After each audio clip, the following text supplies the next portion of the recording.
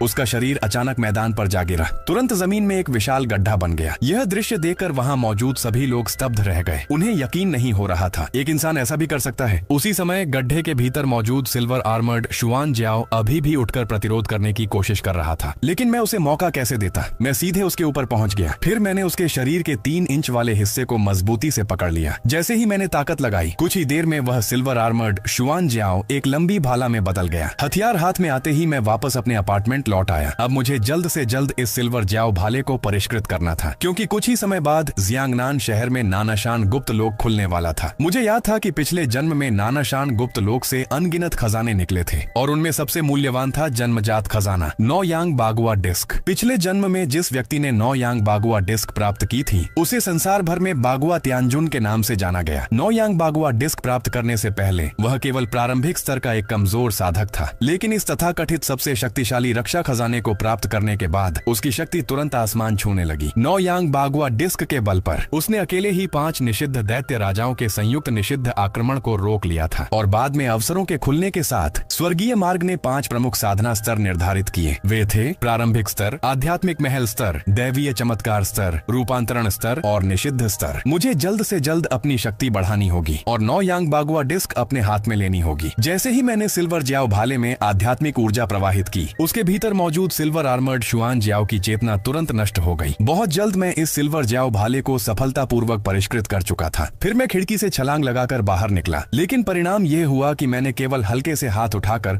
उसके हमले को रोक दिया। यह देखकर चिन सिसी तुरंत चौंक गई। उसने कभी नहीं सोचा था कि मेरे पास प्रतिरोध करने की क्षमता भी होगी। चिन सिसी, क्या तुम्हें लगता है कि प्रारंभिक स्तर की तुम्हारी शक्ति बहुत महान है? आध्यात्मिक रूपांतरण स्तर? असंभव, यह असंभव है। तुम आध्यात्मिक रूपांतरण स्तर पर कैसे हो सकते हो? तुम जागृत व्यक्ति कैसे हो सकते हो? मैंने उससे कोई बेकार बात नहीं की। मैंने सीधे सिल्वर जियाओ भाला बुलाया और एक ही वार में उसकी छाती को भेद दिया। उसी समय दूसरी ओर, हालांकि मैंने लियू रुयान को बुरी तरह दबा दिया था, फिर भी उसने आपदा पवित्र शरीर जागृत कर लिया, लेकिन अब उसकी शक्ति पिछले जन्म की तुलना में 10वें हिस्से से भी कम थी। हालांकि आपदा पवित्र शरीर शीर्ष श्रेणी की प्रतिभाओं में से एक था और उसकी साधना गति काफी कम हो गई थी, फिर भी उसे मृत्यु से पुनर्जीवन नामक एक कौशल प्राप्त हुआ। लेकिन अफसोस, यह कौशल अधूरा संस्करण था। इसे एक बार उपयोग करने के बाद यह हमेशा के लिए समाप्त हो जाता। धिक्कार है जोलुओ, अगर उसकी वजह न होती तो मेरा आपदा पवित्र शरीर इतना अधूरा कैसे होता? पिताजी, क्या जोलुओ मिल गया? हमारे लोग अब उसके पुराने निवास का पता नहीं लगा पा रहे हैं, लेकिन वह घर तो उसने बहुत पहले गिरवी रख दिया था। अब वह अभी भी जियांगनान शहर में है या नहीं, यह भी एक सवाल है। यह कैसे संभव है? क्या उसे शुरू से ही पता था कि रोग विद्युत अवसर आने वाला है? मैं उसे जरूर पकड़ूंगी और उसे इस दुनिया में जन्म लेने पर पछताने पर मजबूर कर दूंगी। तभी एक अधीनस्थ दौड़ता हुआ आया और बोला, हमें झोलुओ मिल गया है। इसके बाद उसने कंप्यूटर खोला और मेरा एक वीडियो चलाया। वीडियो में देखा गया कि मैंने केवल हाथ लहराया और आकाश में अचानक एक विशाल हथेली का निशान प्रकट हो गया। वह जोरदार तरीके से जियाओ ड्रैगन के शरीर पर आ गिरा। वह अत्यंत विशाल और भयावह जियाओ ड्रैगन सिर्फ इसी एक प्रहार से सीधे धरती के भीतर धंस गया। यह दृश्य देखकर लियू रुयान तुरंत स्तब्ध रह गई। लियू काइलोंग तो और भी अधिक हैरान था। यह वास्तव में झोलुओ है? यह कैसे संभव है? वह इतना शक्तिशाली कैसे हो सकता है? धत तेरे की, इस आदमी को निश्चित रूप से पहले से कुछ पता था, वरना एक साधारण इंसान अचानक इतना शक्तिशाली कैसे हो सकता है? रुयान, योजना बदलनी पड़ेगी। हमें पहले उससे अच्छे संबंध बनाने होंगे, फिर सही अवसर देखकर कार्रवाई करेंगे। लियू काइलोंग ने कहा, हमने उसे 1 अरब युआन दिए थे। जो भी हो, कुछ न कुछ एहसान तो रहेगा ही। यह सुनकर लियू रुयान कुछ असंतुष्ट हुई, लेकिन फिलहाल कोई दूसरा रास्ता भी नहीं था, इसलिए उसने सहमति में सिर हिला दिया। मेरे लिए झोलुओ का संपर्क पता करो, मैं स्वयं जाकर उससे मिलूंगी। जी। अगले दिन जैसे ही मैं घर से बाहर निकला, मेरे फोन में घंटी बजी। देखा तो पता चला कि कॉल लियू समूह की ओर से थी। मैं झोलुओ बोल रहा हूँ, क्या बात है? बहुत अच्छा, सचमुच आप ही हैं मिस्टर जो? मैं लियू काइलोंग हूँ। पिछले कुछ दिनों से मैं आपको ढूंढ रहा था। मैं अपनी बेटी का इलाज करने के लिए आपका एहसान चुकाना चाहता हूँ। आखिरकार आज आपका पता मिल ही गया। मिस्टर लियू, तो आप मेरा एहसान कैसे चुकाने वाले हैं? मिस्टर जो, आपने हमारे लियू समूह पर जो उपकार किया है वह फोन पर व्यक्त नहीं किया जा सकता। ऐसा कीजिए, अपना पता बता दीजिए, मैं अपनी बेटी को लेकर स्वयं आपसे मिलने आऊंगा। यह सुनकर मैं हल्का सा मुस्कुराया। मुझे उम्मीद नहीं थी कि लियू काइलोंग खुद मुझे खोजते हुए आएगा। फिर मैंने उसे अपने अपार्टमेंट का पता भेज दिया। चूंकि तुम लोग खुद दरवाजे पर आना चाहते हो, तो मैं भी संकोच नहीं करूंगा। मेरा अनुमान सही था। झोलुओ अब भी हमारे लियू समूह के उस उपकार को याद रखता है। चलो बेटी, हम जाकर उससे मुलाकात करते हैं, लेकिन याद रखना, उसके सामने अपने मन की घृणा बिल्कुल मत दिखाना। जब तुम्हारी शक्ति बढ़ जाएगी तब हम बदला लेंगे। पिताजी, मुझे अपनी सीमाएं पता है। मैं बिल्कुल भी झोलुओ को शक नहीं होने दूंगी। अच्छा है, देर नहीं करनी चाहिए। चलो तुरंत निकलते हैं, बहुत जल्द। लियू काइलोंग और उसकी बेटी मेरे दिए हुए पते पर पहुंच गए। मिस्टर जो, मैं लियू काइलोंग हूँ। मैं अपनी बेटी लियू लियू रुयान के साथ आपसे मिलने आया हूँ। मिस्टर जो, आखिरकार आपने दरवाजा खोला। डायरेक्टर लियू, आप शायद इसलिए आए हैं क्योंकि आपने यांगगुआंग प्राथमिक विद्यालय में मुझे उस सिल्वर आर्मर्ड शुआन जियाओ को मारते हुए देखा था, है ना? मिस्टर जो, आपने जियाओ ड्रैगन को काट गिराया था। वह दृश्य अब पूरे इंटरनेट पर फैल चुका है। सचमुच आप एक युवा नायक हैं, वीरता से भरपूर। मिस्टर जो, आपने कभी रुयान की जान बचाई थी। इन दिनों रुयान लगातार सोचती रही कि आपका उपकार कैसे चुकाया जाए, लेकिन चाहे जितना सोचूं कोई तरीका समझ नहीं आता। इसलिए मैंने सोचा कि स्वयं आकर आपसे पूछूं। आप बताइए, रुयान आपका एहसान कैसे चुकाए? रुयान पूरी कोशिश करेगी कि आपकी इच्छा पूरी हो। वास्तव में वह रुयान दानव साम्राज्य ही थी। अपने उद्देश्य की प्राप्ति के लिए किसी भी हद तक जा सकती थी। यदि मैं पुनर्जन्म लेने वाला व्यक्ति न होता तो शायद उसकी इस मासूम शक्ल से सचमुच धोखा खा जाता। जब बात एहसान चुकाने की है तो वास्तव में एक काम है जिसमें मैं तुम्हारी मदद चाहता हूँ। कौन सा काम? रुयान अवश्य पूरा करेगी। चूंकि तुम इतनी ईमानदारी दिखा रही हो तो मैं सीधे कह देता हूँ, मैं तुम्हें मारना चाहता हूँ। इतना कहते ही मैंने सिल्वर जियाओ भाला बुला लिया। लियू रुयान के आश्चर्य से भरे चेहरे के सामने मैंने एक ही बार में पिता और बेटी दोनों का अंत कर दिया। लियू रुयान, पिछले जन्म में तुम दोनों पिता पुत्री ने न जाने कितने निर्दोष लोगों को नुकसान पहुंचाया था। आज मैं इसे समाज से एक बुराई हटाने के समान मानता हूँ। लियू परिवार के पिता पुत्री को समाप्त करने के बाद मैं अपार्टमेंट छोड़ने की तैयारी करने लगा। इस समय अवसरों का युग अभी अभी शुरू हुआ था। अधिकांश लोग अभी भी खोज और प्रयोग के चरण में थे। मुझे इस अवधि का उपयोग करके जितनी जल्दी हो सके अपनी शक्ति बढ़ानी थी। लेकिन मेरी उम्मीद के विपरीत मेरे जाने के कुछ ही समय बाद पहले से मृत पड़ी लियू रुयान के शरीर से अचानक एक काली रोशनी फूट पड़ी। कुछ ही देर में उसके सभी घाव पूरी तरह भर गए और उसी क्षण उसने धीरे धीरे अपनी आंखें खोल दी। सबसे पहले उसकी नजर बगल में पड़े मृत लियू काइलोंग पर गई। यह दृश्य देखते ही लियू रुयान स्तब्ध रह गई। उसने कभी नहीं सोचा था कि उसका अंत इस तरह होगा। जो लो, मैं लियू रुयान तुम्हारे साथ एक ही आकाश के नीचे नहीं जी सकती। एक सप्ताह बाद मेरे निरंतर प्रयासों के परिणाम स्वरूप मेरा स्तर अंततः शून्य परिवर्तन स्तर की छठी परत से बढ़कर 7वीं परत तक पहुंच गया। लेकिन फिर भी मुझे अपनी साधना की गति बहुत धीमी लग रही थी। हालांकि मेरा नौयो मिश्रित अराजक शरीर आध्यात्मिक ऊर्जा को अवशोषित करने में अत्यंत भयानक दक्षता रखता था, फिर भी उसे रूपांतरित करने के लिए एक अच्छी श्वास विधि की कमी थी। जब मैं बाहर निकलकर आसपास घूमने की तैयारी कर रहा था तभी आकाश के बादलों में अचानक एक विशाल दरार प्रकट हुई। उस दरार से अनगिनत स्वर्णिम किरणें निकलने लगीं और उन किरणों का केंद्र था जियांगनान शहर का चीनान पर्वत। यह देखकर मैं तुरंत समझ गया, गुप्त लोक खुलने वाला है। इसके बाद मैंने तुरंत मोबाइल पर ताजा समाचार देखे। जब मैंने पाया कि घटनाएं पिछले जन्म से लगभग समान थीं, तो मेरे चेहरे पर हल्की मुस्कान आ गई। लगता है मेरे पुनर्जन्म ने दुनिया की समग्र संरचना को नहीं बदला। पिछले जन्म की यादों के अनुसार वर्तमान युग में अभी भी 5 प्रमुख शक्तियां मौजूद थीं। पहली थी बाइली समूह, जिसका नेतृत्व ब्लैक प्रिजन किंग करता था। दूसरी थी आओदाओ प्राचीन कुल, जिसका नेतृत्व 5 अंगों वाले दिव्य शरीरधारी छियन हुआ करते थे। तीसरी थी कुलोव संघ, जहां कुलोव जुनियांग तियनाइन स्थित था। चौथी थी सरकारी गठबंधन द्वारा स्थापित महागठबंधन और 5वीं शक्ति भी उसी प्रकार प्रभावशाली थी। एकमात्र अंतर यह था कि लियू समूह अब मौजूद नहीं था। उसकी जगह जियांगनान मैनर उभर आया था, जिसे पिछले जन्म में लियू समूह ने अपने अधीन कर लिया था। लेकिन वर्तमान स्थिति को देखते हुए मेरी शक्ति अभी भी पूरे महागठबंधन में प्रथम थी। यहाँ तक कि पूरे ब्लू स्टार पर भी प्रथम कहना अतिशयोक्ति नहीं होगी। इसके बाद मैं चीनान पर्वत के तल पर पहुंचा, लेकिन मेरी उम्मीद के विपरीत वहाँ पहले से ही लोगों की एक विशाल भीड़ जमा थी। मैं अभी स्थिति का निरीक्षण ही कर रहा था कि अचानक एक बड़ा दल शान से मेरी ओर बढ़ता दिखाई दिया। उसका नेतृत्व कर रही थी बाइली समूह की लू युएर। जल्दी देखो, वह तो ब्लैक प्रिजन किंग की बहन लू युएर है ना? हाँ, वही है। सुना है ब्लैक प्रिजन किंग की बीमारी परिवार में पीढ़ियों से चली आ रही है। हालांकि उसकी बहन की स्थिति उससे कुछ हल्की है, फिर भी उसकी लगभग 60% शक्ति मौजूद है। पिछले जन्म के नानशान गुप्त लोक में मुझे याद नहीं कि बाइली समूह का कोई प्रभाव था। लगता है लियू समूह के पतन ने वास्तव में दुनिया में कुछ बदलाव ला दिए हैं। उसी समय मैंने देखा कि आसपास के सभी लोग अचानक हटने लगे। कारण यह था कि बाइली समूह के लोग सीधे मेरी ओर बढ़ रहे थे। उनमें से एक अधीनस्थ ने देखा कि मैं रास्ते में खड़ा हूँ। वह तुरंत मुझे सबक सिखाने के लिए आगे बढ़ा, लेकिन लू युएर ने हाथ उठाकर उसे रोक दिया। यह दृश्य देखकर आसपास के लोग फुसफुसाने लगे। ये लड़का क्या कर रहा है? बाइली समूह आ रहा है और फिर भी रास्ते में खड़ा है। बाइली समूह का रास्ता रोकने की हिम्मत? यह तो गया काम से। आप किस शक्ति से संबंधित हैं महोदय? मैं अकेला हूँ। मैं तो समझा था कि इस लड़के की कोई बड़ी पृष्ठभूमि होगी, निकला तो एक साधारण आदमी। बाइली समूह को नाराज कर दिया है, अब इसका अंत तय है। लेकिन आश्चर्यजनक रूप से लू युएर ने मुझ पर हमला नहीं किया। उसने केवल हाथ हिलाया और दूसरी दिशा में चली गई। उसकी इस प्रतिक्रिया ने वहाँ मौजूद सभी लोगों को स्तब्ध कर दिया। लू युएर ने मुझे इतनी आसानी से छोड़ दिया, लेकिन जैसे ही मैं जाने वाला था, आकाश से अचानक एक आकृति उड़ती हुई आई। एक झटके में वह लू युएर के पास उतर गई। यह जियांगनान मैनर का तीसरा युवा स्वामी रुआन यानफेंग है। जैसा सोचा था, जियांगनान मैनर भी आ गया। युएर बहन, आज केवल तुम ही आई हो। तुम्हारा भाई कहाँ है? मेरे भाई के पास कुछ महत्वपूर्ण काम है, इसलिए आज केवल मैं आई हूँ। यह भी अच्छा है, मेरे परिवार ने भी केवल मुझे ही ही जियांगनान पर्वत की स्थिति जांचने भेजा है। अब हम दोनों साथ मिलकर काम कर सकते हैं। यूएर बहन, अभी की घटना मैंने देखी थी। इस आदमी ने तुम्हारा रास्ता रोका था। क्यों ना मैं इसे थोड़ा सबक सिखा दूं। आने से पहले मेरे भाई ने मुझे समझाया था कि अनावश्यक विवादों से दूर रहना चाहिए। इस मामले में तुम्हें हस्तक्षेप करने की आवश्यकता नहीं है। चिंता मत करो यूएर बहन, मैं कल ही प्रारंभिक स्तर की छठी परत में पहुंचा हूं। हालांकि मैं तुम्हारे भाई जितना शक्तिशाली नहीं हूं, लेकिन ऐसे किसी अज्ञात लड़के को सबक सिखाने में कोई समस्या नहीं होगी। मैंने सोचा था कि कुछ शांति मिलेगी, लेकिन अब एक और मुसीबत आ गई। क्योंकि जियांगनान मैनर का यह युवा स्वामी स्वयं मृत्यु को बुला रहा है, तो मुझे भी उसे ऊपर भेजने में कोई आपत्ति नहीं। बाद में जियांगनान मैनर को भी पूरी तरह समाप्त कर दूंगा। इस तरह घटनाएं फिर से पिछले जन्म की तरह हो जाएंगी। सचमुच मैं एक प्रतिभाशाली व्यक्ति हूँ। मैं तुम्हें एक मौका देता हूँ। अगर जीना चाहते हो तो अभी जाकर मेरी यूएर बहन के सामने घुटने टेक कर माफी मांगो, तब मैं तुम्हारी जान बख्श दूंगा। अन्यथा मुझे अभी तुम्हें ऊपर भेजने में कोई आपत्ति नहीं है। अब मजा आएगा देखने में। अभी तक तो यह वहीं खड़ा था, बाइली समूह को रास्ता तक नहीं दे रहा था। हाँ, अब समझ आएगा। घुटने नहीं टेके तो मरने के लिए तैयार रहो। देखते हैं अब कितना अकड़ता है। आसपास लोगों की बातें सुनकर रुआन यानफेंग के होठों पर हल्की मुस्कान आ गई। उसे यही प्रभाव चाहिए था। अब जबकि अवसरों का युग आ चुका था, जियांगनान मैनर को जियांगनान शहर की सबसे शक्तिशाली शक्ति के रूप में अपनी प्रतिष्ठा स्थापित करनी थी। लेकिन वह अभी और दिखावा कर पाता। उससे पहले ही मैंने सिल्वर ज्याओ भाला बुला लिया। एक ही वार में उसका सीना आर पार कर दिया। यह दृश्य देखकर सभी दर्शक वहीं स्तब्ध रह गए। एक और खड़ी लू यूएर तो पूरी तरह चौंक गई। उसे कभी उम्मीद नहीं थी कि मेरी शक्ति इतनी प्रबल होगी। मैं प्रारंभिक स्तर की 7वीं परत में हूँ, लेकिन मैं यह तक नहीं देख पाई कि उसने हमला कैसे किया। यह आदमी आखिर है कौन? अब जब मक्खी जैसी बाधा हट चुकी थी, मैं अकेले एक शांत कोने में जाकर बैठ गया। उसी समय लू यूएर मेरी ओर आई। महाशय, अभी मेरा व्यवहार उचित नहीं था। मैं विशेष रूप से आपसे क्षमा मांगने आई हूँ। यह स्त्री साधारण नहीं है। वह स्पष्ट रूप से मुझसे संबंध बनाना चाहती है। ठीक है, तुम जा सकती हो। मूनर विदा लेती है। धत्तेरे की बाइली समूह की छोटी राजकुमारी खुद आकर माफी मांग रही है, और यह आदमी जरा भी विनम्र नहीं है। अगर तुम भी उसके जितने ताकतवर होते तो तुम भी ऐसा ही करते। बताओ, यह और लू यूएर का भाई ब्लैक फेदर किंग, दोनों में कौन ज्यादा शक्तिशाली है? यह भी कोई पूछने की बात है? निश्चित रूप से ब्लैक फेदर किंग। वह तो आज पूरे महागठबंधन का मान्यता प्राप्त महान योद्धा है। इस आदमी का नाम तक किसी ने नहीं सुना। अगर यह सच में इतना शक्तिशाली होता तो बिल्कुल प्रसिद्ध क्यों ना होता। मैंने उनकी चर्चाओं पर ध्यान नहीं दिया। इसके बजाय मैंने पास खड़े वू चियुन को देखा। अजीब बात है, उसकी शक्ति अभी केवल प्रारंभिक स्तर की दूसरी परत है। पिछले जन्म में उसने 9 यांग बागुआ डिस्क कैसे प्राप्त कर ली? क्या उसके पास कोई विशेष प्रतिभा छिपी हुई है? मैं यही सोच रहा था कि तभी चीनान पर्वत से अचानक चकाचौंध कर देने वाली स्वर्णिम रोशनी फूट पड़ी। अगले ही क्षण पूरा चीनान पर्वत 2 भागों में विभाजित हो गया। बीच में एक विशाल दरार प्रकट हुई, जो मानो किसी स्वर्गीय द्वार जैसी लग रही थी। यह देखकर सभी लोग उस दरार की ओर दौड़ पड़े, लेकिन तभी उस दरार के भीतर से एक काली आकृति दिखाई दी। जब वह पास आई तब पता चला कि वह एक विशालकाय काला अजगर था। उसने एक ही झटके में सबसे आगे दौड़ रहे व्यक्ति को निगल लिया। यह दृश्य देखते ही सभी लोग घबराकर पीछे हट गए। तभी एक बड़ा आदमी गरजा, सिर्फ एक सांप ही तो है, इसमें डरने की क्या बात है? इतना कहकर उसने हथियार उठाया और हमला करने दौड़ पड़ा। दूसरे लोग भी उसे देखकर आगे बढ़ गए, लेकिन परिणाम यह हुआ कि वे उस अजगर के सामने बिल्कुल टिक नहीं पाए। कुछ ही देर में सभी गंभीर रूप से घायल हो गए। उसी समय लू यूएर ने अचानक अपने पंख फैला दिए। एक झटके में वह अजगर के ऊपर पहुंच गई। उसने अपने काले पंखों को नियंत्रित किया और हल्के से हाथ लहराया। दर्जनों काले पंख सीटी जैसी आवाज के साथ निकल पड़े और सीधे अजगर की ओर बढ़े। हालांकि इन पंखों ने उसकी रक्षा को भेद दिया, लेकिन इससे वह अजगर पूरी तरह क्रोधित हो गया। उसने अचानक सिर उठाया और एक ही झटके में लू यूएर के पंखों को काट लिया। संतुलन खोने के कारण लू यूएर सीधे आकाश से नीचे गिर गई। वह जोर से जमीन पर आ गिरी। स्पष्ट था कि उसे गंभीर चोट लगी थी। अब उसमें लड़ने की क्षमता नहीं बची थी। जब अजगर उसे निगलने ही वाला था, तभी एक विशालकाय आदमी उसके सामने आ खड़ा हुआ। उसके लगातार हमलों के कारण अजगर कुछ पीछे हट गया। हाँ, यह व्यक्ति महागठबंधन का चू हान्युन था, लेकिन इसके बावजूद वह भी उस अजगर का मुकाबला नहीं कर पा रहा था। आखिरकार मजबूर होकर उसने मुख्यालय से सहायता मांगी। मुख्यालय, सहायता चाहिए। यह अजगर बहुत शक्तिशाली है। सहायता पहुंचने में अभी 10 मिनट लगेंगे। 10 मिनट? हम 3 मिनट भी टिक जाएं तो बड़ी बात होगी। उन्हें उस अजगर से जूझते देखकर मैंने तुरंत सिल्वर ज्याओ भाला बुला लिया। एक छलांग में मैं उसके सिर के ऊपर पहुंच गया। फिर मैंने पूरी शक्ति से भाला घोंप दिया। सिल्वर ज्याओ भाला मानो किसी बाधा को जानता ही न हो। क्षण भर में उसने अजगर के सिर को ऊपर से नीचे तक चीर दिया। एक ही वार में अजगर मारा गया। यह दृश्य देखकर चू हान्युन पूरी तरह स्तब्ध रह गया। उसे विश्वास नहीं हो रहा था कि जिस अजगर की रक्षा को वह पूरी शक्ति लगाने पर भी नहीं तोड़ पाया, उसे मैंने एक ही वार में मार डाला। तभी उसे अचानक याद आया, कुछ समय पहले जियांगनान शहर के ऊपर वाले सिल्वर आर्मर्ड शुआन जियाओ को भी शायद मैंने ही मारा था। खतरा समाप्त होते ही सभी लोग पागलों की तरह स्वर्णिम दरार की ओर दौड़ पड़े। जब वे गुप्त लोक के भीतर पहुंचे तो उन्होंने देखा कि वहां एक विशाल जंगल था और जंगल के बीचों बीच एक प्राचीन दिखने वाली मीनार खड़ी थी। यही वह फुतु टॉवर था जिसका उल्लेख पिछले जन्म की खबरों में हुआ था। टॉवर के भीतर प्रवेश करने पर सिर्फ एक घुमावदार सीढ़ी दिखाई दी जो सीधे शीर्ष तक जाती थी। ऊपरी रूप से सब कुछ साधारण लग रहा था, लेकिन जब लोग सीढ़ियों पर चढ़ने लगे तब उन्हें पता चला कि जितना ऊपर जाओ उतना ही अधिक गुरुत्वाकर्षण महसूस होता है। जरा सी चूक होने पर व्यक्ति सीढ़ियों से लुढ़क कर नीचे गिर सकता था। मैंने तुरंत टॉवर पर चढ़ना शुरू नहीं किया, इसके बजाय एक और छिपकर वो छियुन को देखने लगा। आखिर नौ यांग बागुआ डिस्क ही मेरा असली लक्ष्य था और मेरी शक्ति के साथ इस फुतु टॉवर पर चढ़ना कोई कठिन बात नहीं थी। इसी सोच में था कि वो छियुन भी सीढ़ियों की ओर बढ़ा। शुरुआत में वह बहुत आसानी से चढ़ता गया, लेकिन 19वीं मंजिल पर पहुंचकर रुक गया। उसे ऐसा महसूस हो रहा था मानो उसके शरीर पर ताई पर्वत रखा हो। वह एक कदम भी आगे नहीं बढ़ पा रहा था। हालांकि वह बेहद अनिच्छुक था, फिर भी अंत में उसे हार माननी पड़ी। वह वापस मुख्य कक्ष में लौट आया, फिर टॉवर के दूसरी ओर बने द्वार की ओर चल पड़ा। यह देखकर मैं तुरंत सतर्क हो गया। जैसा मैंने सोचा था, बागुआ डिस्क फुतु टॉवर के भीतर नहीं है। इसके बाद मैं चुपचाप उसके पीछे चल पड़ा। टॉवर से निकलने के बाद वो छियुन ने दिशा निर्धारित की और सीधे जंगल के भीतर घुस गया, लेकिन वह अधिक दूर नहीं जा पाया था कि एक विचित्र पशु ने उसका रास्ता रोक लिया। उसका शरीर अत्यंत विशाल था। वह दिखने में बाघ जैसा था, लेकिन उसके माथे पर एक लंबा सींग उगा हुआ था। यह देखकर वो छियुन बुरी तरह घबरा गया। वह तुरंत मुड़ा और दूसरी दिशा में भागने लगा, लेकिन वह विचित्र पशु उसका पीछा छोड़ने को तैयार नहीं था। वह लगातार उसके पीछे लगा रहा और तेजी से उसका पीछा करता रहा। उसी समय जब वह विचित्र पशु लगभग उसे पकड़ने ही वाला था, तभी वो छियुन अचानक एक झटके से मुड़ा और एक संकरे दरारनुमा रास्ते में घुस गया। गुफा के भीतर बहुत अंधेरा था। प्रवेश द्वार से आती थोड़ी सी सूर्य की रोशनी को छोड़कर वहाँ कोई अन्य प्रकाश स्रोत नहीं था। कुछ देर सावधानी पूर्वक खोजबीन करने के बाद उसे भीतर एक खजाना मिल गया। गुफा की सबसे गहरी दीवार के पास लगभग आधा मीटर ऊंचा एक पत्थर का मंच था। उस मंच के ऊपर एक बागुआ डिस्क रखी हुई थी। यह दृश्य देखकर वो छियुन तुरंत चौंक गया, लेकिन जैसे ही उसने उसे उठाने के लिए हाथ बढ़ाया, अचानक एक हाथ ने उसकी गर्दन पकड़ ली। अगले ही क्षण वह पूरी तरह बेहोश होकर गिर पड़ा। माफ करना, यह बागुआ डिस्क मेरी है। इतना कहकर मैं आगे बढ़ा और बागुआ डिस्क को अपने हाथ में उठा लिया। जिस क्षण मेरा स्पर्श उस बागुआ डिस्क से हुआ, उस पर जमी हुई धूल के बीच से अचानक एक सुनहरी चमक फूट पड़ी। लगभग 2.5 मिनट तक उस प्रकाश के स्नान के बाद बागुआ डिस्क ने सफलतापूर्वक मुझे अपना स्वामी स्वीकार कर लिया। इसके बाद मैंने ध्यान से उस बागुआ डिस्क का निरीक्षण किया। मुझे महसूस हुआ कि मेरे और इस बागुआ डिस्क के बीच एक रहस्यमयी संबंध स्थापित हो गया है। फिर मैंने बागुआ डिस्क को अपने शरीर के भीतर समाहित कर लिया। अब जबकि नौ यांग बागुआ डिस्क मेरे हाथ लग चुकी थी, तो अगला कदम फुतु टॉवर को आजमाना था। लेकिन जैसे ही मैं गुफा से बाहर निकला, वही बाघ के आकार वाला विचित्र पशु मेरी ओर झपट पड़ा। इसे देखकर मैंने तुरंत नौ यांग बागुआ डिस्क को सक्रिय किया। मैं इसकी शक्ति देखना चाहता था। तुरंत बागुआ डिस्क के भीतर से कियान, कुन, ली, कान आदि 8 महान चिन्ह प्रकट हुए। इन 8 चिन्हों ने मिलकर एक पारदर्शी सुरक्षा कवच बना दिया, जिसने मुझे पूरी तरह अपने केंद्र में सुरक्षित कर लिया। बाघाकार विचित्र पशु चाहे जितना भी हमला करता, वह उस सुरक्षा कवच को भेद नहीं पा रहा था। यह देखकर मैंने तुरंत सिल्वर जियाओ भाला बुलाया और आगे बढ़कर एक ही वार में उसका जीवन समाप्त कर दिया। उस पशु की शक्ति बहुत कम थी। वह नौ यांग बागुआ डिस्क की वास्तविक क्षमता को उजागर करने के लिए पर्याप्त नहीं था। उसे समाप्त करने के बाद मैं फुतु टॉवर की ओर बढ़ने लगा। आखिर गुप्त लोक के अस्तित्व का समय लगभग समाप्त होने वाला था। मुझे जल्द से जल्द टॉवर के शीर्ष तक पहुंचना था। इसके बाद मैं तेजी से फुतु टॉवर की सीढ़ियों पर पहुंचा। मेरे लिए यह दबाव बिल्कुल भी कठिन नहीं था। 2.5 मिनट से भी कम समय में मैं सीधे 30वीं मंजिल तक पहुंच गया। यह दृश्य देखकर चू हानेउन पूरी तरह स्तब्ध रह गया। क्या यह आदमी सचमुच इंसान है? यह तो हद से ज्यादा अतिशयोक्तिपूर्ण है। फुतु टॉवर का शीर्ष वास्तव में एक गुप्त कक्ष था और उस कक्ष के बीचों बीच एक पत्थर का स्तंभ खड़ा था। जब मैंने स्तंभ के मध्य बने गड्ढेनुमा भाग को देखा तो मैं एक क्षण के लिए रुक गया। उसका आकार बिल्कुल उसी बागुआ डिस्क जैसा था जो मुझे अभी अभी मिली थी। क्या ऐसा हो सकता है कि यह बागुआ डिस्क ही इस संरचना की चाबी हो? यह सोचते ही मैंने तुरंत बागुआ डिस्क को उस स्थान पर स्थापित कर दिया। जिस क्षण बागुआ डिस्क और स्तंभ एक हो गए, मेरे पैरों के नीचे बनी रहस्यमयी संरचना अचानक सक्रिय हो गई। पूरा गुप्त कक्ष दिव्य प्रकाश से भर उठा। संरचना के भीतर धीरे धीरे एक प्रज्वलित सूर्य के समान चमकता हुआ ऊर्जा गोला बनने लगा। अंततः वह समस्त ऊर्जा स्तंभ के शीर्ष पर स्थित बागुआ डिस्क में समा गई। जब बागुआ डिस्क ने उस ऊर्जा को पूरी तरह अवशोषित कर लिया तो उसकी सतह पर एक लगातार प्रवाहित होती हुई लालिमा युक्त दिव्य चमक प्रकट हो गई। वह अत्यंत असाधारण दिखाई दे रही थी। इसके बाद जैसे ही मैंने उसे छुआ, पुनर्गठित नौ यांग बागुआ डिस्क फिर से मेरे शरीर में समा गई। बहुत जल्द मुझे उसकी नई क्षमता का पता चल गया। क्या यह विरोधी के आक्रमण को उसी पर वापस पलट सकती है? फुतु टॉवर पूरा करने के बाद मैंने सोचा कि गुप्त लोक बंद होने से पहले एक बार और और अच्छी तरह खोजबीन कर ली जाए। लेकिन काफी देर घूमने के बावजूद मुझे कोई और मूल्यवान वस्तु नहीं मिली। लगता था कि इस गुप्त लोक में अब कोई अतिरिक्त अवसर शेष नहीं था। समय देखने पर पता चला कि गुप्त लोक के बंद होने में 20 मिनट से भी कम समय बचा है। इसलिए मैंने एक कोना ढूंढा और वहीं प्रतीक्षा करने लगा। कुछ ही देर बाद आकाश में अचानक एक श्वेत प्रकाश चमका। इसके तुरंत बाद आसपास का वातावरण बदलने लगा। अगले ही क्षण गुप्त लोक के भीतर मौजूद सभी लोग फिर से बाहर भेज दिए गए और इस प्रकार गुप्त लोक की यात्रा समाप्त हो गई। युवा स्वामी चिनान पर्वत की ओर जो हुआ, जो लुओ, उसने हमारे सभी लोगों को मार डाला। हरामजादा, जो लुओ, मैं तुम्हें टुकड़े टुकड़े कर दूंगा। मालिक रुआन, मैंने पहले ही आपको बताया था, जियांगनान शहर में एक अतुलनीय महाशक्तिशाली व्यक्ति छिपा हुआ है। यदि आपने मेरी बात मान ली होती तो आपके युवा स्वामी इतनी आसानी से नहीं मारे जाते। सब खत्म हो गया, सब कुछ खत्म हो गया। यानफेंग मेरे 3 बेटों में प्रतिभा के मामले में दूसरे स्थान पर था। सब उस जोलुओं की वजह से हुआ। उसने सब बर्बाद कर दिया। मालिक रुआन, अब आप उन शर्तों पर विचार कर सकते हैं जो मैंने पहले रखी थी। मेरे अधूरे आपदा पवित्र शरीर को पूर्ण करने में मेरी सहायता कीजिए, फिर मैं आपके साथ मिलकर झोलुओं का अंत कर दूंगी।